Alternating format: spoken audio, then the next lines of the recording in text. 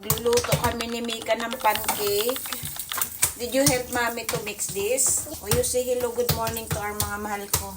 I need the instruments on the kitchen, Mommy. Oh my God. See? I make the instruments on the kitchen, Mommy. Yeah. Yes, I'm good job You good job. making instruments. See, look. Say good morning muna mga mahal ko. Pancake, pancake. Dali na, the video will be finished na. Good morning, Uncle. What you make for today?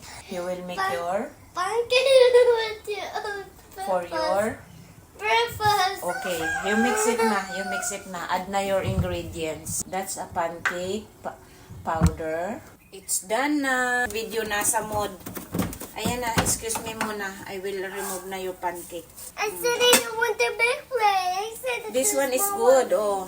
Look at the camera. Ayan na yung pancake mo. Show them. Sobrang inuubo. Sabado, but she got 1 hour school today.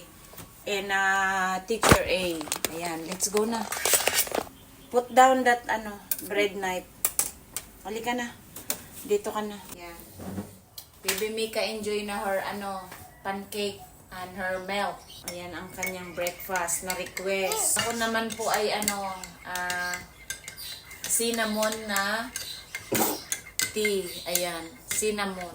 Pag may request, kailangan lutuin naming dalawa. Gusto niya yung chocolate rice. Pero you like to bring this in school? O sige, you finish na yung food because you gonna be late.